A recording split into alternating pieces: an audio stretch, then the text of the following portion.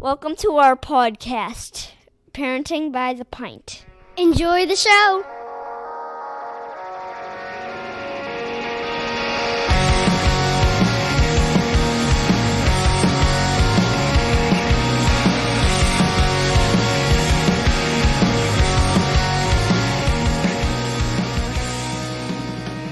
Greetings, Minivan Mafia.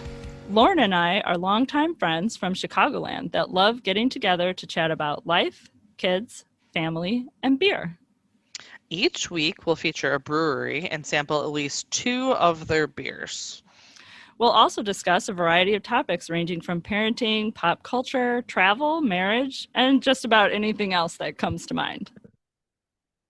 Welcome back, everybody. How's it going, Lauren?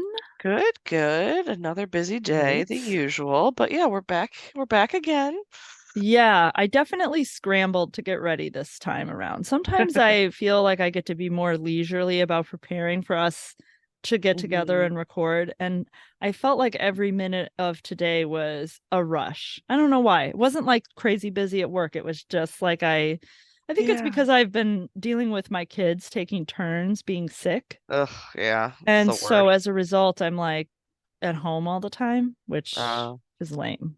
Yeah, And no. no, I could never, again, I've said this 1,200 times, but I could never be a stay-at-home parent. Like, I need things outside of the house. Yeah. So. I'm not great about utilizing the downtime when I'm like at home. Yeah, and productively. And like, so like when I have a sick kid at home with me and I'm not going to go anywhere or do anything and I'm at home all day, I don't like take care of important things. I'm like watching 6 episodes in a row of a television show. Like that's not productive. Yeah, no, I'm not productive at all. No, I totally get that. Yeah. Or I'll do laundry, but I don't put away laundry. Like I do a lot of that. Well, that's my least favorite activity is the putting away. I'll do it. I'll even fold it. I just hate putting it away. I don't know. So something amazing happened actually in regards to laundry that I kind of have to share. All right. So sometimes when I do laundry, my own, so this is just my own laundry. Sometimes when I do my own laundry, I forget about it in the dryer and it's still in there like the next day or whatever. And my husband will be off and he'll go to do a load of laundry and he'll take my clothes that were in the dryer and he'll throw them on the bed, which is not where I put my clothes when I am done with washing and drying them. I put them in a basket and the basket is like on the floor in my room. And I like over the span of 5 to 10 business days unload that basket by gradually wearing it all again. Yeah, like no, totally. I totally understand. Rotate through the same 5 things forever, you know? Yeah, sounds about right. I don't even know why I have a closet. Honestly, I should just get rid of most of it. Yeah. But anyway, so my husband has started throwing my clothes on my bed and I'm annoyed about it initially. The initial reaction is annoyance because I want to lay in that bed and there's stuff on it. Yeah. So I get irritated. So then I start like putting it away in the places where it goes. Like the drawer. Now I kind of like that he does it. Now it's like I'm in this habit where if he throws my clothes on my bed and I like get home from work and I go upstairs to like wash my hands and like clean up or whatever before eating and it's there, I just like take 5 minutes and put it away. And I'm just like, what is this? What am I doing? Interesting. Yeah, I still think I would just leave it there. I don't know. It's so weird. Interesting new developments. Yeah, what a strange new habit we've developed where he tries to push me to get out of his way is really, I think, what he's doing. But it has unintended positive consequences. Yeah. So, all right, go Mike. Making progress over here. It's 41 years along, and I'm starting to make some progress. I feel really good about that. Works. Fantastic. But, I'm very proud of you. Speaking of that, let's talk about victories by drinking Victory Brewing, which is in Downingtown, Pennsylvania. Yeah. And let's start with Brotherly Love, which is a hazy IPA, which I had forgotten they were in Pennsylvania, which we talked about right before we hit record. But now Brotherly Love makes a lot more sense. Yes. Well, Brotherly Love also is the name of their community fund that they started in 2021 that they Okay. created essentially they said to help support organizations that help drive positive change in local communities. So it's essentially like a non-for-profit type foundation that they started, but it is also called Brotherly Love. So, which again does make sense being in Pennsylvania, but let's give this hazy IPA a try here. I don't know if I've ever had anything from Victory. Really? You've never had Prima Pills? I don't think I have. Wow. I know. Yeah. So I've seen it, crazy. but I don't think I've ever had it. The last time I was down at U of I, we went to Murphy's, which Yeah, if yeah. you've been to U of I, and I know you have obviously, but Yeah. if you're listening and you've been to U of I, Murphy's is like finger quotes the Irish pub. I Mm. don't know if it's really, I mean, is it though? It's But only because it's named Murphy's, and I mean it's yeah, dark and and there's everything's like a wood in there and you like wooden. carve your name Yeah, into the pretty much. table. But Anyway, we that's went to really it. Murphy's Yeah. and they had Prima pills in Oh, bottles for like okay. $2. Oh, nice. And my brother and I and my sister-in-law each drank like two Yeah. and spent less than Which is $20, awesome. which Yeah. was No, insane. I don't know if I've really had anything from Victory. So anyways, all right, we're drinking Brotherly Love, this hazy IPA. It's very hazy, by the way, from It's very appearance. I mean, hazy and it's a bit tart to me. yeah. Like it's got a hoppy, but a little bit of a tart taste to me. I Hmm. don't know what it Yeah. is about it. It's got like on the tongue, it's got a little bit of tartness that I guess I just wasn't expecting. I don't know. Um, No, yeah, you're definitely right. Most of the time hazy IPAs have that like citrusy but closer to like orange or grapefruit. And this it's is all almost more like lemony. Like, yeah. This is to me, it's more tart than sweet, and a lot of yeah. hazy IPAs to me are a little bit more on the sweet of the citrus side. Mm-hmm. And you're right, this to me is more on the lemony or that tart side of it. So it's definitely a little different. I mean, it's clearly an IPA, it's clearly a hazy, but the flavor to me is just a little bit more tart than I expected because I've never Yeah. had it. So, um, Yeah. I've not never had this either. yeah. But yeah, this is pretty good. It is a little, it's funny. I think that hazy IPA, like some other beer styles that we've had more recently where we've talked about this, is is such a wide genre Oh and yeah, it's such a like spectrum what we of yeah. think of like in Hmm. my brain, and I've talked about this before, I have baseline beers. So Sure. like That you compare to others of that same yeah, and style. Yep. so when I think of a hazy IPA in my brain, I think about like New England IPAs that are like Gummy Apocalypse with by Noon Whistle, which for me Noon is like whistle. Yeah, the baseline for like a New England for like a hazy IPA. sure, And sure. so then when I drink something else, I'm like, this doesn't taste like What Gummy that? Apocalypse. Right. But that doesn't mean it's not the beer style it is claiming to be. I just Yeah. think that I don't want to call myself closed-minded, but I think that I have a preconceived notion sometimes what I think I'm about to taste. Drink. Yeah. Well, I think a lot of people have that because they taste one that they potentially like, and Mm-hmm. then they compare, other things to that. Like I think we recently had um Hazy Little Thing by Sierra Nevada, which is a Oh very yeah, yeah, different yeah. taste than this to me, and then Half Acre makes a hazy that's also, I mean, everybody makes a hazy, so it's not like Yeah. it, but like that Yeah. we've had somewhat recently, but then you've got like Hop Butcher, which is a completely different taste when they have a hazy, and it's much sweeter to me. So Absolutely. I was just about to say that. you can have hazy IPAs that all taste like the basic baseline IPA, but are vastly different in their flavor Right. profile. And so it's definitely interesting. I feel like there's some that aren't as dynamic as that. Like Pilsners to me are much closer knit, because Yeah, they don't have as much variation. Obviously, they all have some, but a hazy IPA runs the gamut all over the place of sweet and tart and like kind of, a little bit smoother versus not. Like there's just a lot of absolutely. different variations to I hazy think IPAs. your use of the word dynamic is like the perfect description. It just Yeah, like you said, it's all over the place. yeah, And yeah. it's not a mold. Nothing, Not you're at not all. fitting Yeah. a mold when Nope. you're Yeah. drinking or tasting or creating hmm a hazy IPA.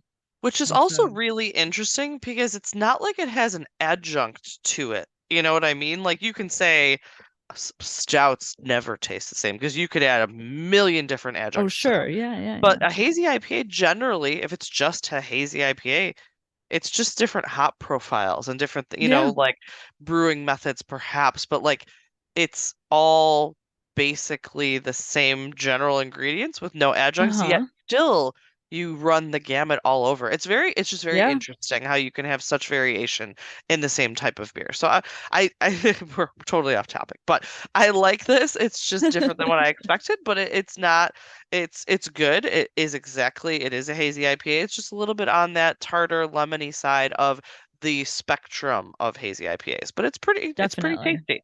So so I like it. But yeah, so Victory, I've only heard of a handful of beers from them. They are from Downingtown, Pennsylvania, but they also have locations in other places. They have two other tap rooms actually in Pennsylvania. But so Victory was born from a friendship that Bill and Ron, their founders, had. They met in 1973 on a school bus as fifth graders, Oh, and they've been friends ever since. They went to college on opposite coasts, but they stayed in touch. Bill's dad was a home brewer and had homebrew equipment, of course. And Bill yeah. gave Ron his first homebrew kit for Christmas in 1985. Oh, So oh my that's gosh, how that's the so love of cute. beer started, which was super cute. But yeah, so they've been, they've been friends for a long time. In '89, Ron went and started an apprenticeship at the Baltimore Brewing Company. He soon went on to study at the University of Munich. Um, and Bill actually took over Ron's role at Baltimore Brewing Company while Ron went abroad. He actually even helped them win a couple of awards at the Great American Brew Fest. And then in '93, Bill also traveled to Germany to complete his brewing studies. And then they wound up coming back, and Ron worked as a brewer for a short while, and then in 1996, they opened Victory. So this is a long-running Hmm. brewery compared to some of the newer ones, but they opened in '96 in an old Pepperidge Farm factory, which I thought was Oh my funny. goodness, that's awesome. Right? Yeah, like I Pepperidge haven't Farm, I heard know Pepperidge that. Farm in like a million Right? years. Yeah, so it brought back memories. In 2009, they expanded their production to 100,000 barrels. And then in 2013, they actually built a brand new state-of-the-art brewing facility, which doubled their production capacity in another town in Pennsylvania, not far from Downingtown. And that's actually where they still brew most of their beer now between the two facilities. So, but then in 2015, they opened two more tap rooms in Pennsylvania. And then so this is interesting that I had no idea about. In 2016, Victory in Southern Tier, which we highlighted recently, they wound up creating kind of an alliance. They merged, and their parent company of both of them was essentially created. It might have been created slightly before 2016, but it's called Artisanal Brewing Ventures. So ABV Okay. owns Southern Tier and Victory, which I would have Wow. no idea because they are both very much marketed as their own companies Yeah. and they are handled as they're independent. Like nothing really changed in terms of Victory or Southern Tier in terms of their brewing and their facilities and all of that.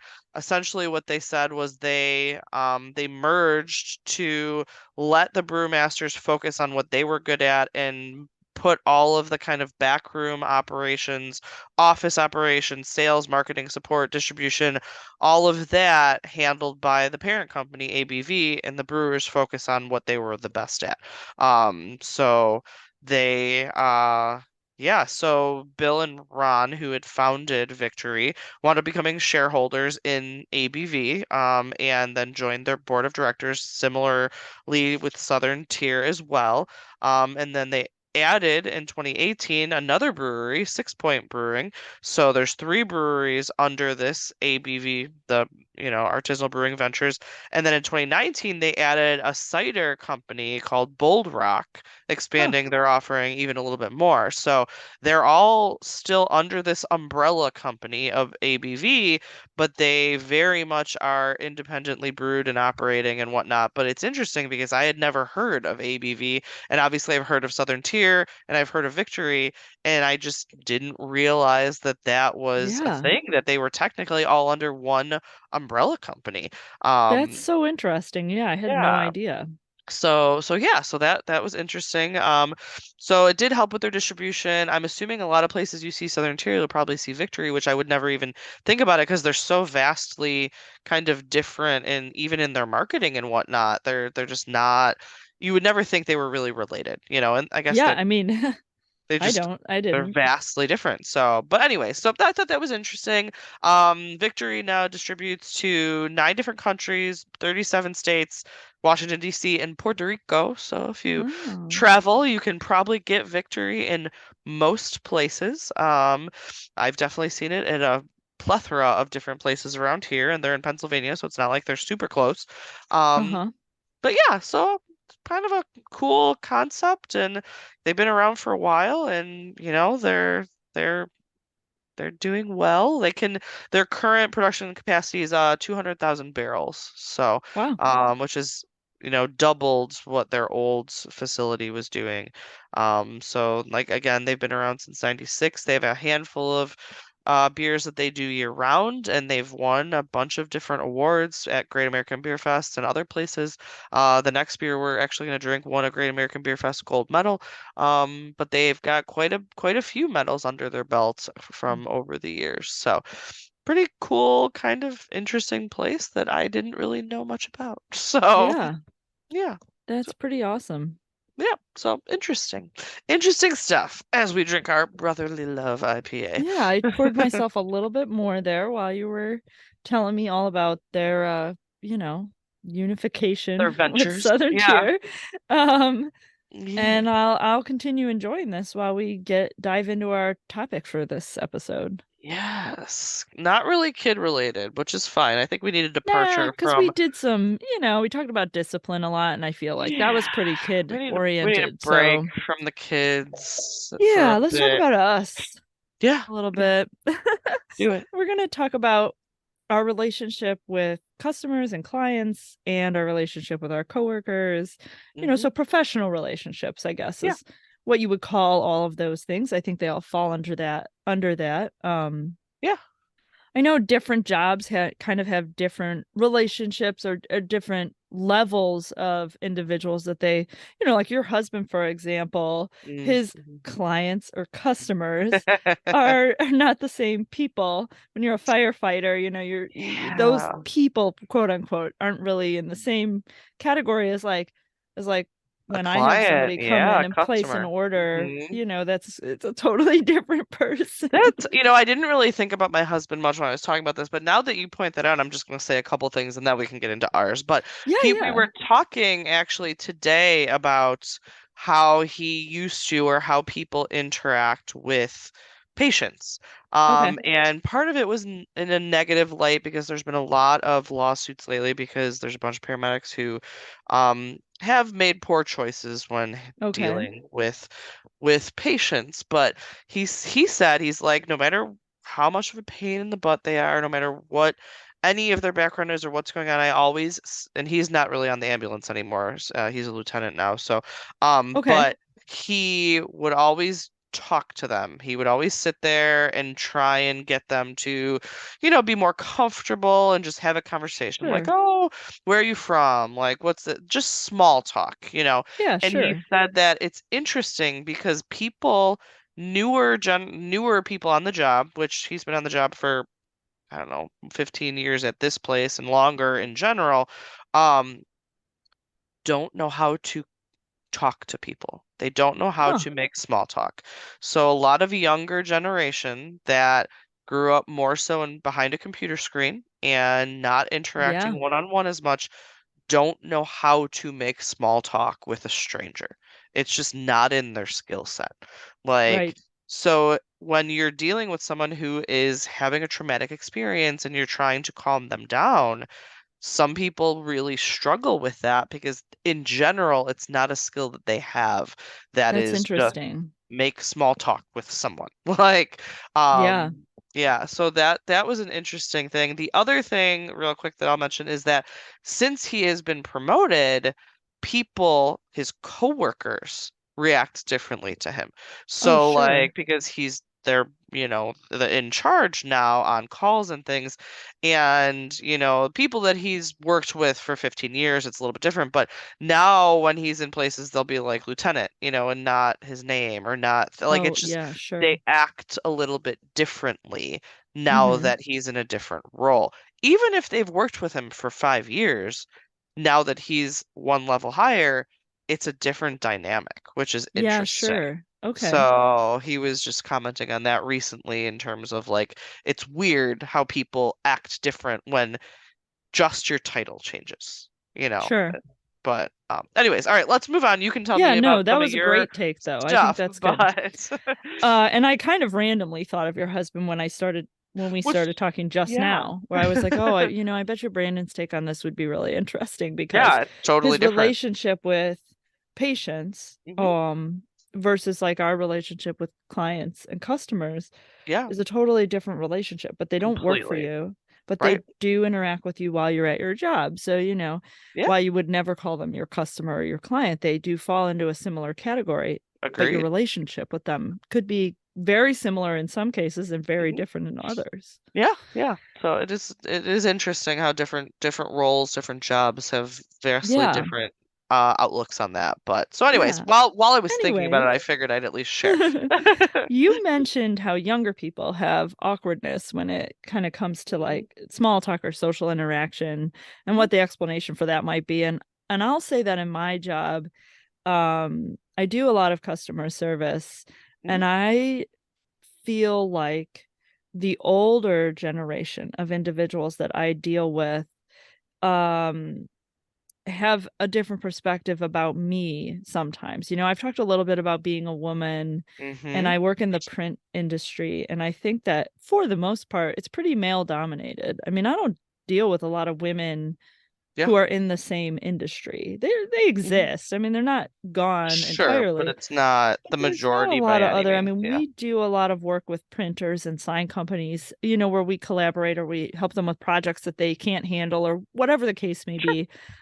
I do not talk to a lot of women Mhm, in roles where they're the owner, or they're the manager at their print shop or sign company mhm. or anything like that. It's all men. Yeah, And most of them are older than me. sure.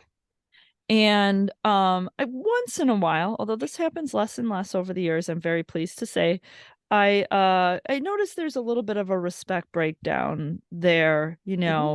and I won't say it's because I'm a woman. I think it's more that I'm because I'm younger You're than younger. them. Yeah. I also feel like I get a little bit of that, like a little bit of that sexism still when I'll be at work. Now, I'm a utility player at my job. Yeah. Sometimes I'm You gotta hop doing in wherever you're invoices and needed. Yeah. paying bills. Sometimes I'm running a printer. Sometimes I'm putting together frames for stands. Sometimes Mhm. I'm opening boxes of things that just got Sure. delivered and chopping things open and Yeah, all over and the I had place. a customer come in, and he had a shipment sent to us for his customer, and he wanted Mm, us to store it and go through it and ship it out. Um, and one of the things that came in was a computer monitor, which is really weird because to go to you. Yeah, that's yeah, odd. there's not really a reason for us to get a computer monitor.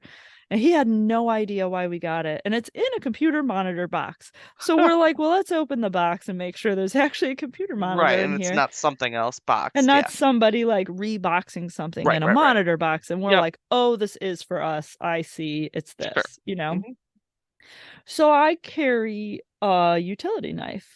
Yeah, of course. Not every single day, not all the time. Although I do have it in my purse when I'm not at work because, you never know when you need to cut something open. I mean, I have a knife, like I have a Yeah. Kirschner knife in my purse a lot often. So, Yes. because you never know when you might need Because it. you don't know when you might need to cut a box open. I mean, Or, who doesn't order from Amazon, people? all Let's the keep time, it together. right? Like, Yeah, so exactly. I had this knife in my pocket because I was at work and I was opening a bunch of boxes the last couple of days. So I'd been carrying it around. And I pull it out and I open this computer box. And my customer, who's an older man, was just like, you just have a knife in your pocket? And I was like, well, yeah, sometimes. Dude, I'm at a print shop. Like, when I I got find that I need it a boxes. lot, I Yeah. start carrying it because I get really annoyed when I don't have it. And Right. I and get he was that. like, wow, look at you. You can do anything. And I was kind of like, I okay. opened a box, dude. Like, with this knife, I can do a lot of things. You would be surprised. that's I mean, it is interesting, the reaction. I do think there's still some of that with the older generation of people. Real quick, my old job, so prior to my current job, I was in public accounting. And when I started, we had a starting class, and it was me and one other female in an entire room full of all males, and all of our superiors were males. Like, it was a very male-dominated profession at the time. I'm assuming it's better now. I left, so I don't really know, but it was literally the two of us, and it was all men.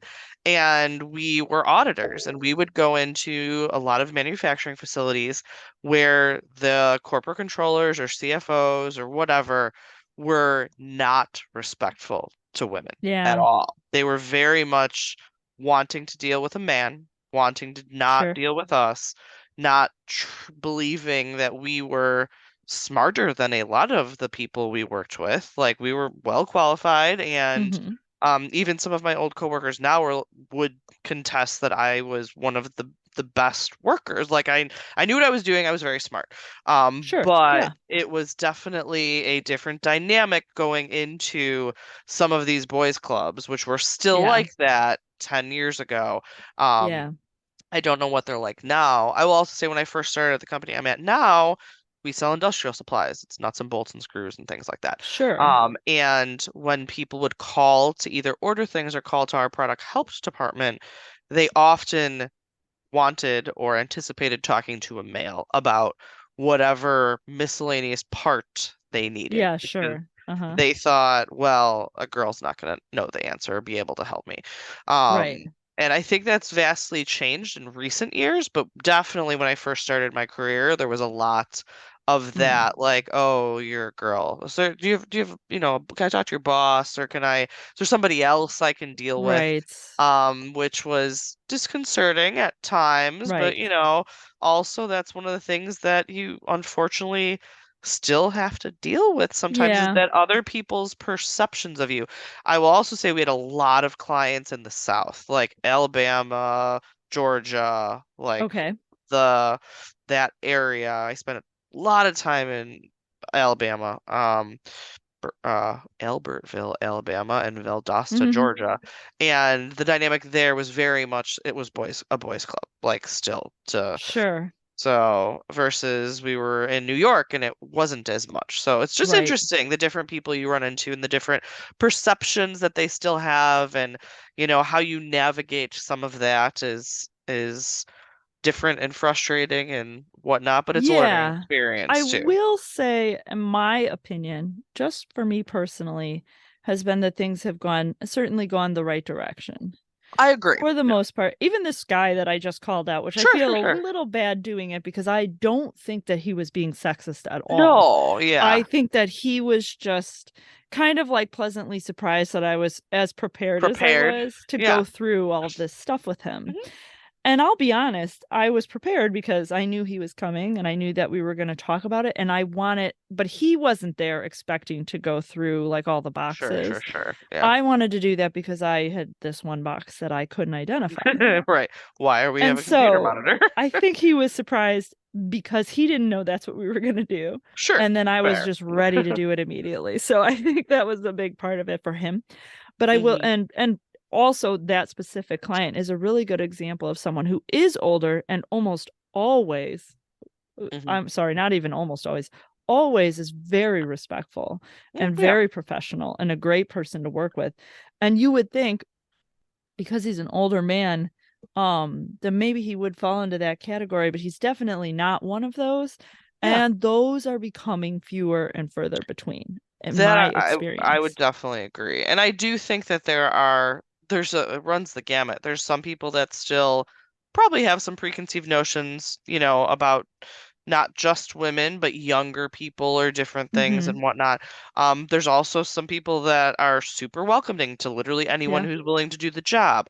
There's a lot of been a huge push to have more women in various management positions in roles that previously weren't, Yeah. and things like that. So it's I don't run into it as much now as I did when I first started my career. And that was just a difficult, time getting along with clients and things like that Sure. I didn't really anticipate coming from college, where it was a pretty mixed bag of all kinds of different backgrounds. Right. We didn't really have that kind of interaction with people until you really get out into the working world. Right. So, Yeah, no, definitely. I agree. I'll yeah. say that in general, most of my relationships with clients are pretty casual and friendly. That's sort of our business. Mhm. I don't suit up when I meet Yeah. with clients. We don't do that. My brother always comments about how he's the sign guy. He Yeah. came with a tape measure and a ladder. He's not going to wear a suit. Fair. So Yeah. don't ask him to. No. He'll make a Yeah. big deal out of it occasionally as sort of a joke. And Mhm.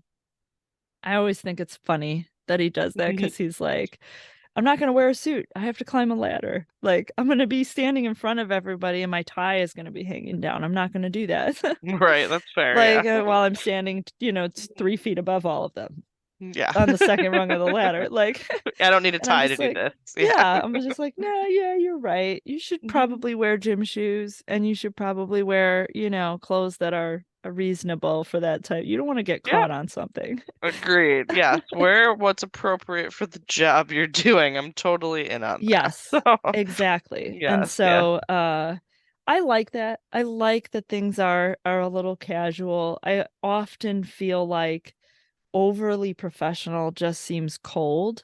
And I'm not Mhm. talking about like really formal conversation. I'm just talking about not being friendly at all. Like you said, the small talk thing. I think Yeah. that it goes in the same vein. I think that if you can't have like kind of a nice, a little bit of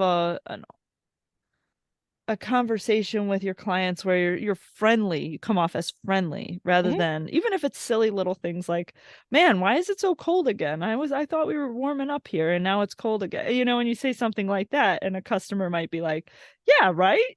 Where Yeah. you could skip that conversation entirely and have literally no small talk, no conversation with them. But then maybe they walk away thinking you're not friendly. Yeah. I mean, even just the icebreakers, which seem dumb sometimes, are a good way to Yeah. make people comfortable, whether it's a client or a new coworker, either. It actually goes the same way. Like to have that little bit of friendliness Yeah. helps Totally. because you get people on a better comfort level, which makes them also more willing to be helpful or flexible or whatever Mhm. you need, whether it be a client relationship or a coworker relationship, starting out on a friendly plane is Right. much easier to then transition to, oh, like I really need your help with this, or hey, we need to delay this a day, or whatever. It's a lot Right. easier to deal with conflict when you start off it friendly than if you start Right. off too kind of abrasive or too professional or not having that kind of connection with people. So at least in my experience, regardless of what it is. I don't deal with clients much anymore. I deal Okay. with vendors more now if Yeah. needed. But I also deal with like banks or Yeah. things in the financial realm. But also I deal with other departments within our same company that we just, are almost kind of a similar client relationship because they need something from us or we need something from them. Sure. And just because we work under the same umbrella, the same company, we do vastly different things. So Sure. it's still similar in that if I'm going to interact with someone and I'm going to at some point possibly need you for something, I want to start out Right. friendly. Makes Yeah, things easier in the exactly. long It run. seems like common sense, but I think that it's just like it's such a nice way to do business with someone. Whatever that love, whatever that interaction, Yeah, whatever your relationship is, I think that it's nice when it feels comfortable, and it feels comfortable when you feel like they're being friendly with you. When yeah, it's that in that realm rather than being overly professional, if you will. yeah. And I think that's good. I don't want to turn customers into my best friend, and I do not expect to be going out for drinks with them on the weekends and things like Right, that. right, right. Yeah. But on the other hand, I do, I mean, I've had customers call and I can pick up my phone line on my cell phone if I'm Mhm, not at work.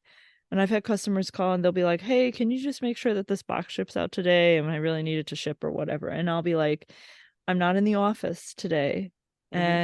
But I can make sure it goes out because I can just tell someone in the Sure. office to make sure it ships. It's no Yeah, problem. yeah, And they'll be like, "Oh, what's up? Why aren't you in the office?" And I'm like, "Oh, one of my kids stayed home from yeah. school and here we are and blah blah blah." Yep, And yep. he'll be, and the customer will just be like, "Ugh, these kids, man." Like Yeah. you just have a moment, Right. just one second. It didn't Anything take that any time out of your makes day. Right. Anything that makes you seem more relatable, Yeah. it's so much easier and makes things so much more that dynamic easier and more comfortable than if you never have those interactions and people just think you're stuffy and like, Right? closed off and oh well I don't want to have a conversation because they don't seem friendly. Like, oh, I don't want to Right. interact with that person any more than I have to. Right. You never, or maybe not never, but I personally don't find that those type of dynamics are really helpful. So Yeah. I try and Yeah. avoid them. I'm struggling right now at work with some restructuring we're doing because who is going to be my new boss does not seem to have the same mindset as I Ah, do with interaction. So my current boss and I get along incredibly well. We work okay. very well together. Uh-huh. He values my opinion. He calls me when he is stuck and thinks that, I might have an idea. And we Sure. just work very well together. My potential new boss, who knows nothing about the department I work in or any of the work, chooses to completely bypass me in every aspect of Oh, planning for this year. And I've tried to be nice and friendly or ask about her kids or whatever. Like sure. try Sure. to have some sort of positive interaction with this woman. And thus far, it's like hitting a brick wall. Like I Hmm. am getting nowhere, and she is not receptive to any of those things. So I'm struggling a bit and we will Sure. see how the next few months goes. But I'm like, if she would just reciprocate, I feel like this transition Hmm. would be significantly easier than Yeah. putting up a wall to not communicate. And also, I feel like she's not asking me any opinions, and I've been in the role Oh, for a while, and I know right. more than what she's knows about this particular job. And it's just like even if that's another thing I do with even my team, the people that work for me. Like I ask their opinion on things. I want to get their Yeah. buy-in. I want them to have some sort of say in what the plan is because if you have a buy-in and you have input, you're more likely to want to see that thing succeed. Hmm. Like versus I'm telling you you have to do this because I said so. you're not going to go out of your way to help me make that happen. And I don't know how to teach my potential boss this, but she's not great at this. She's not making it a pleasant work environment thus I'm far. sorry to hear that. So And that's another thing, and we're moving toward talking about coworkers anyway, but that's another thing that can really affect your job is interactions with your coworkers, and if you are not excited to be there because somebody is, kind of just making it less enjoyable than it can be. I know it's a job. I get that. Sure. But it can still be a positive experience most of the time. Like you don't have to hate it every single day. You could just hate it once in a while when something dumb happens. Sure. And that happens to everyone. Yeah, when things don't go right, like obviously it's gonna be frustrating. But when you have people that you get along with and you can be like one of my meetings literally today was like, all right, so we're gonna take 10 minutes to complain about everything, and then we're gonna talk about work. And every Monday I host a meeting as most of us work from home.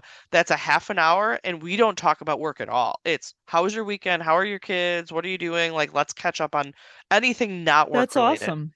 And it's optional, but there's a handful of people that always join, and then there's a handful of people that never join. And it's very, you can tell like the interactions between the people that want to be kind of, not even social, just like have some sort of other connection outside of, hey, I need you to do this transaction for me.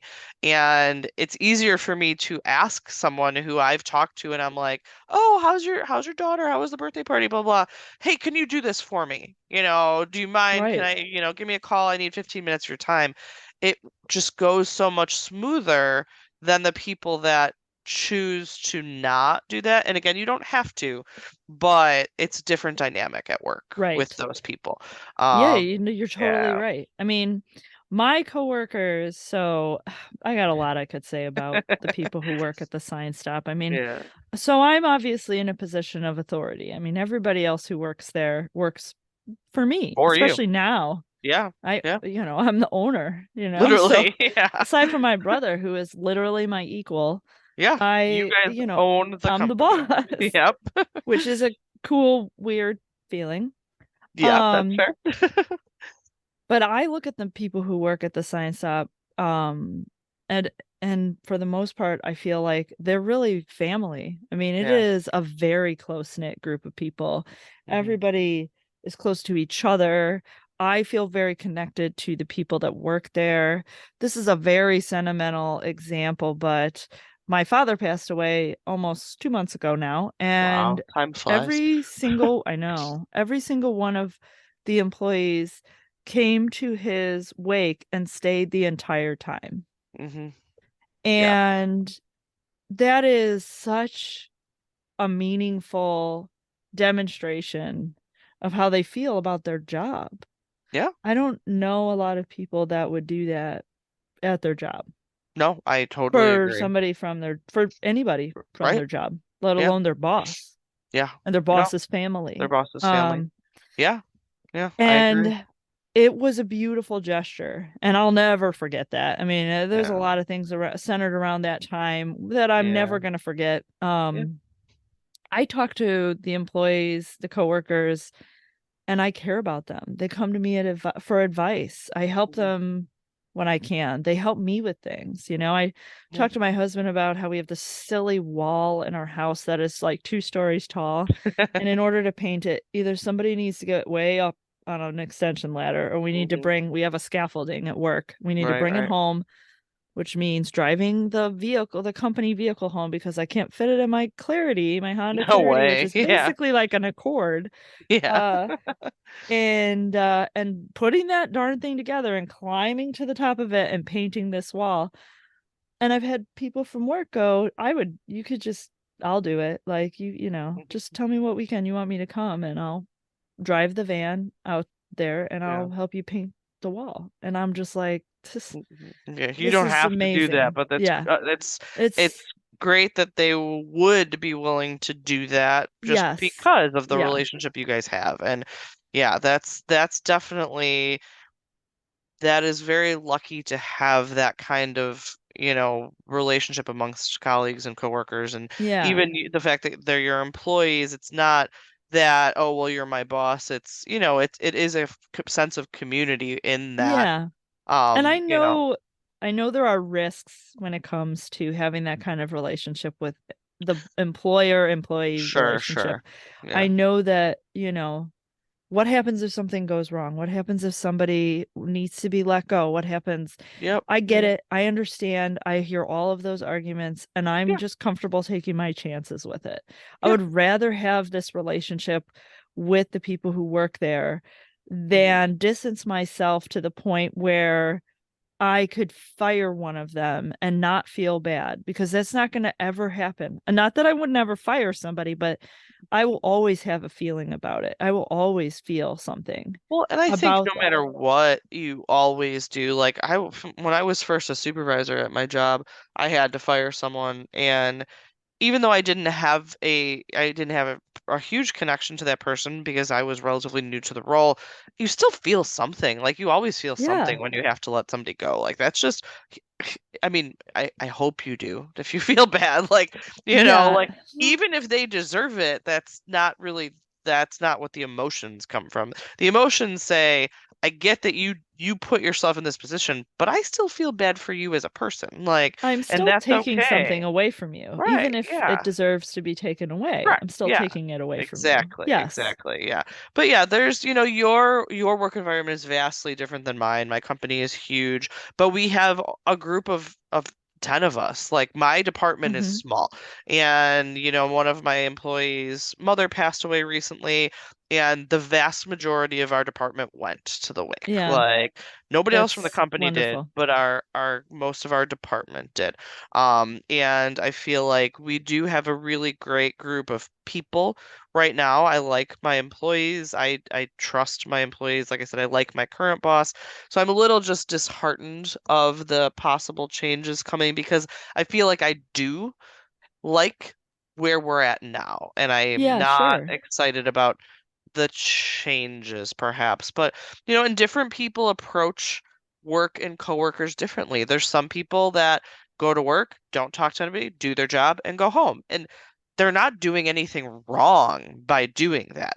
It's just a different dynamic than you have with people, and that person, I'm probably not going to ask for certain things because I know they're just going to do their job. They're not going to stay late. They're not going to, go above and Sure. beyond. They're going to do what they're supposed to do, which is fine. They're not doing anything wrong for it. And then they're going to go home, and that's it. And there's no interaction unless it's needed, Right. and that's just a different, my husband at his work, there are some people that's all they do. They come to work, they do their job, they're fine, they go home, but they don't do anything extra. They don't do pub ed at the schools. They don't come in for overtime. They don't do, Right. they do the minimum that they are required to do, which there's nothing wrong with, but they don't do anything above and beyond that. Right. And that's a completely different category of people, and it's just not my personality to only do that. And I feel like you catch more flies with honey. Like Yeah. if you have Hmm. that kind of interaction and that positive, interaction with people, you're gonna have them want to help you more when that time comes. And that's something you build for the future, really. Like I might not need you Absolutely. now, but I might need you in 6 months to be like, Well, yeah. yeah, and I would add to that by saying that, they're going to be more receptive. And I come into situations where constructive criticism or direction needs to be given. Oh, And for in a sure. role of I have to, authority, yeah. those moments happen all the time where I'm Yep. like, hey, I need you to work on this and then do that. And then we're going to ship this out. And then Hmm. we need to do that all before lunch. Yep. And because these people appreciate and enjoy being around me, it's really easy for me to be like, hey, we need to work on this and then do that without them stomping off in a frustrated way, being Right. like, why is she always giving me directions? Why is she always telling me what to do? Yeah. Because they know it's not that I'm trying to bark orders at you or No, be your boss. It's that, hey, man, we got a list this of is what we tasks gotta for the do. day Yeah. and we're going to work on them together. I'm going to work on it too. Yeah. And I'm going to put things in order of priority. And that's really all I do is Yeah. just prioritize the list. Everybody can see the list. It's right there. It's Right, and on you're a all dry going to erase jump in board. and do things. You mentioned something that sparked also a, thought for me is there's always going to be things that people screw up on too. Oh, Like yeah. as the boss, you have to give feedback to people, and I have to do it all the time. I'm sure you do too. But again, if you have more interaction, the more interactions you have with someone and the more positive interactions you have with them, I feel like the easier it is to give those periodic, negative feedback or whatever, because I've had a plethora of positive interactions. Yeah. So this one negative interaction isn't going to sway like, oh, she's always saying something negative to me. She's always telling me what I'm doing wrong. Sure, Because sure. we've had all these other positive things that one thing isn't going to stick out as the only thing you remember. Exactly. So, Exactly. but the people that I don't interact with often, but the only time I have to talk to you is when, hey, you screwed up on this There's a transaction. problem. Yeah, that's not Yeah. going to be a positive perception because we don't have all of those other interactions. So I feel like you Yes. try and build up the positives so that inevitably, when there is some sort of criticism, which there always is, that it's not taken as, well, this is the only thing that you're talking to me about is the negative. Right. Like, I want Exactly. to talk about both. So, yeah, I don't know. That's how I approach that kind of interactions. And I don't know, I hope it works well. It feels like it's all right. I feel like it does. I mean, I think it would be really interesting if somebody that wasn't me asked the employees at the sign stop how they felt about me as a boss, and Yeah. if they would say, I want to say that for the most part, everyone would be relatively happy, that they hmm would say, yeah, she's fine, or, oh, there might be some Well, and notes, there's some always thoughts, criticism. which Like I you have can't no issue expect, with. right, you can't Yeah. expect people to be perfect, but you would like to hope that they don't have more negative comments than positive comments. And that's really Absolutely. all I'm Absolutely. striving for at this Yeah, point is that same. and that they feel supported, and in terms of coworkers, that they feel like I support them and that we have a good working relationship. Obviously, there's going to be negatives to Yes. everybody, but that's really all I'm striving for at this point. So hopefully that is the case. But let's drink this golden monkey while So let's while drink we have Golden it. Monkey. This is a Belgian style triple with added Mystical spice, with added spice. We'll see what that means. which who knows what that Mystical is. flavors to enlighten you is what the back Okay, of it it just says. keeps going. It's not just added So, spice, it's yeah, mystical flavors. mystical So flavors. I that's have very definitely not exciting. had this. This is a year-round beer, and Same. it has won a gold medal at the Great American Beer Festival in the past. So let's give it a shot. It's definitely Yeah. golden. I'll give it I that. was about to say the same thing. I like when we line up perfectly It with smells beer. malty to me. Yeah. Oh my goodness. I went to put the can Heavy down and I malt, moved right? the glass away like kind of a natural movement, hmm and I could still smell the malt like Yeah, a half very a foot malt, away from me. very malty aroma. Right. Ooh, There's the spice. I taste it. yep. There it is. Um, That is flavorful. That is a strong well, spice. I What mean, is it's a that? Belgian triple. It's Yep. Tastes like a Belgian but triple. it tastes just like spice. It tastes kind of What like is a that? clovey Clove? allspice. Yeah, totally tastes like clove. I love what we Uh, just did. That was beautiful. well, I'm guessing that that's accurate then. At least if we got two opinions of the same. I think we're gonna have to, yeah, that's gonna have to be right. I don't Yeah. think there's, we literally were just like 1, 2, 3, say the word that comes to Clove. mind.